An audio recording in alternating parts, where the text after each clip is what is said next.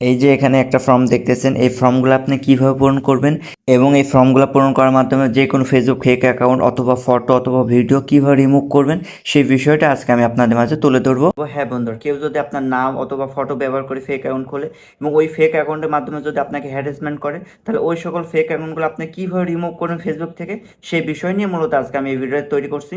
আর আজকে আমি যে সিস্টেমে রিপোর্ট করে দেখাবো, ওই সিস্টেম যদি আপনি ফলো করেন, আপনি চাইলে ফেসবুক অ্যাকাউন্ট টোটালি রিমুভ করে দিতে পারবেন, অথবা আপনি চাইলে যে কোনো একটা ফটো রিমুভ করতে পারবেন, অথবা আপনি চাইলে ভিডিও রিমুভ করতে পারবেন। তো এখন আমি সরাসরি আমার মোবাইল স্ক্রিন চলে আসছি এবং যে ফর্মের মাধ্যমে বা যে লিঙ্কের মাধ্যমে রিপোর্টটা করবো সেই লিঙ্কে কিন্তু আমি চলে আসছি, ঠিক আছে। তো এখানে কিন্তু আপনি অসংখ্য অপশন পেয়ে যাবেন। এখন যার যে প্রবলেম সেই অপশন সিলেক্ট করে আপনার কিন্তু কাজ করে নিতে পারেন। তো আজকের টপিক যেহেতু অ্যাকাউন্ট রিমুভ অথবা ফটো রিমুভ বা ভিডিও রিমুভ, তার জন্য সেই অপশনটা আমরা সিলেক্ট করে নিব। তো সেই অপশন সিলেক্ট করার জন্য আপনাকে একদম নিচে চলে আসতে হবে। নিচে চলে আসে দেখবেন যে বুলিং অর হ্যারাসমেন্ট দেখতেছেন, এখানে ক্লিক করে দিবেন, ঠিক আছে।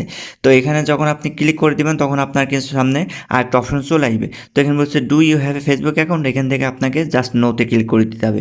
তারপরে দেখেন বলতেছে links URL to the content. তো এখানে মূলত আপনাকে এই যে বক্সগুলো দেখতেছেন, এই বক্সে আপনাকে লিঙ্ক বসাতে হবে। তো এখন আপনি কি লিঙ্ক বসাবেন বা কোথাকার লিঙ্ক বসাবেন, এখানে আপনি যদি মনে করেন আপনি ফটো রিমুভ করতে চান, তাহলে আপনাকে কিন্তু ফটো লিঙ্কটা আপনাকে এখানে বসাতে হবে। আপনি যদি ভিডিও রিমুভ করতে চান, তাহলে ভিডিও লিঙ্কটা এখানে বসাতে হবে। এখানে আপনি কিন্তু 3টা লিঙ্ক বসাতে পারবেন। আপনার যদি মনে হয় যে আপনি 3টা ফটো রিমুভ করবেন, তাহলে আপনি এই যে 3টা বক্স দেখতেছেন, প্রথম, দ্বিতীয় এবং তৃতীয়, তো 3টা বক্সে আপনি 3টা লিঙ্ক বসাতে পারেন বা 3টা ভিডিও লিঙ্ক বসাতে পারেন। তো যেহেতু আমাদের ফটো বা ভিডিও কোনটাই রিমুভ করতে চাচ্ছে না, আমরা সরাসরি ওই অ্যাকাউন্টটাই রিমুভ করে দিব বা ওই অ্যাকাউন্টটা আমরা নষ্ট করে দিব। তার জন্য ওই অ্যাকাউন্টের লিঙ্কটা আমরা কপি করে আমরা এই বক্সে বসাই দিব। এই যে লিঙ্ক দেখতেছেন, এই লিঙ্কটা আমাকে কপি করতে হবে। এই যে কপি লিঙ্ক দেখতেছেন, জাস্ট এখানে ক্লিক করলে লিঙ্কটা কপি হয়ে গেল, ওকে। তো আমাদের লিঙ্কটা কিন্তু কপি করা হয়ে গেছে। এখন আমরা যেই লিঙ্কটা কপি করে আনলাম সেটা এখানে আমরা পেস্ট করে দিব। তো জাস্ট আমি লিঙ্কটা পেস্ট করে দিলাম।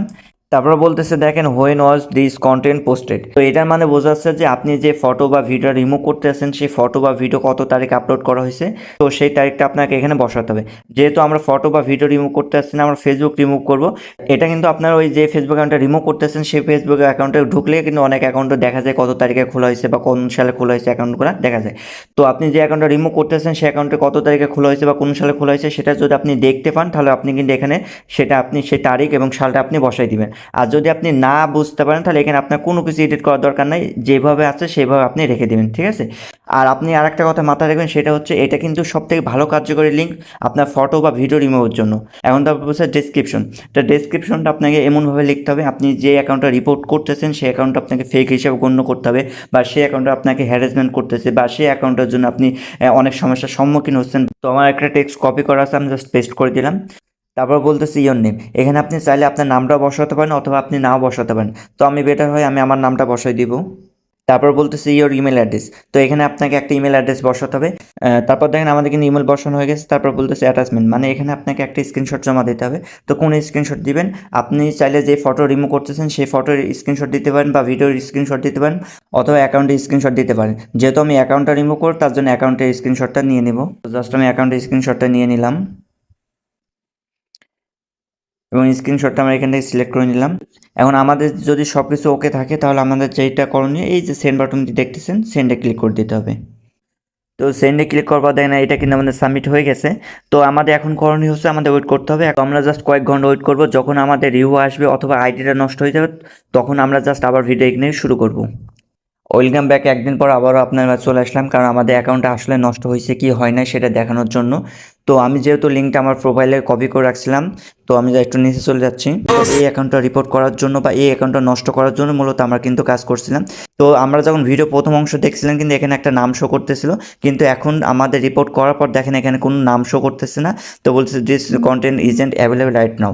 তো আমি জাস্ট এখানে যদি ক্লিক করে দিই, এখানে ক্লিক করার সাথে সাথে দেখেন আমাদের কোনো অ্যাকাউন্ট শো করতেছে না বা কোনো পেজ শো করতেছে না বা কোনো কিছু শো করতেছে না। দেখেন রিলোড দেখাই, এখানে কোনো কিছু শো করতেছে না, তার মানে আমাদের অ্যাকাউন্টটা কিন্তু নষ্ট হয়ে গেছে, ঠিক আছে।